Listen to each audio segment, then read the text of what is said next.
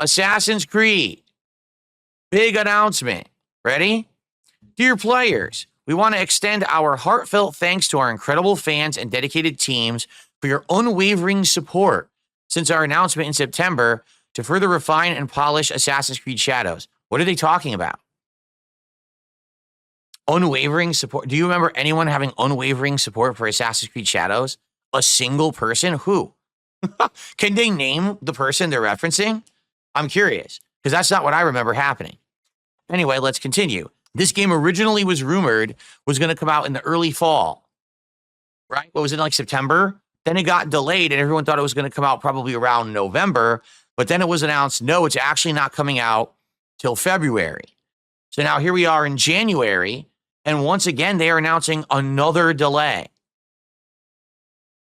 Accordingly, the new release date is March 20th, 2025. We remain committed to delivering a high-quality, immersive experience fostered by ongoing dialogue between our players and development teams. What they're saying is, it says right there, all their changes are fostered by ongoing dialogue between our players and development teams. So what has been the feedback from players? Let's see. We want an Assassin's Creed set in Japan, but we also want a game set in Japan that's authentic to Japan. For example, when Assassin's Creed had a trilogy in Italy, it was authentic to Italy. When Assassin's Creed had games set in France, the Middle East, they were authentic to those times. But now they said, we're going to have one set in Japan, and we're going to have two protagonists, one who's a female ninja, of which there were probably two ever in Japanese history, if that, and an African samurai.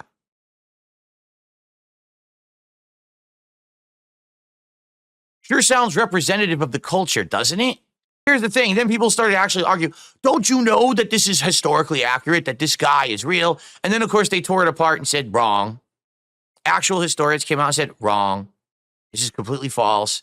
Didn't really happen that way. Was there an actual African person who held ranks and stuff? Yes. And he was essentially a glorified hand servant of a Japanese shogun. That, yes, he was given this kind of stature, but he basically was kind of almost like he was like marched around, like, look at me, look who I have, a guy from another country. Oh, I'm so prestigious because I have a guy from another country as part of my inner circle and stuff like that. This is not what people want. That's why people have issue with the game. It's actually not necessarily the combat. It's not the graphics. It's not it's the game itself. The core premise of the game has two protagonists that are unrealistic for the time period, for the culture, for all of it. It's just bullshit. Now, it's a video game, right? We're supposed to suspend our disbelief. I get that. But if people have been waiting a very long time to have an Assassin's Creed set in a certain time and place, they obviously are going to want the game to be representative of that time and place. Dragon Age Veilguard, excuse me.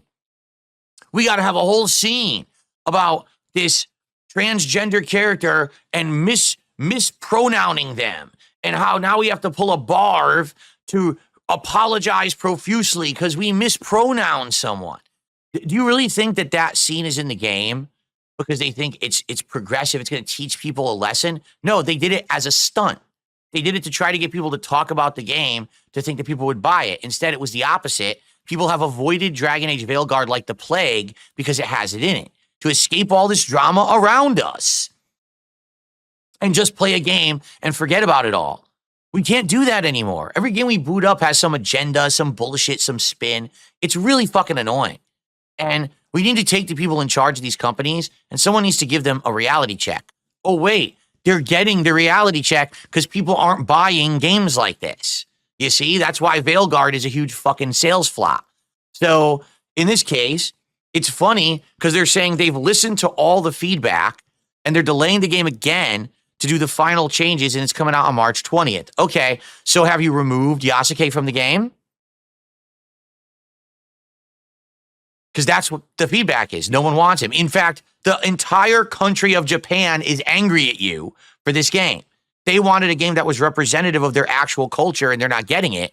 So did you remove the offensive party from the game? And again, I hate to say it, this is their flagship title. It's not a good sign that the game was supposed to come out in February and you're delaying it another month. What exactly do you think you're going to get done in a month? I'm just curious, like what realistically could you actually get done in 1 month as a development team? What fixes are going to be implemented? If they had said we're delaying this 6 months, I would have been like, that makes sense. Okay, 6 months, that'll give them more time. That's a good amount of time to work on stuff, to fix stuff, to improve stuff. 1 month? That's nothing. So I get the feeling this is sadly going to be another flop.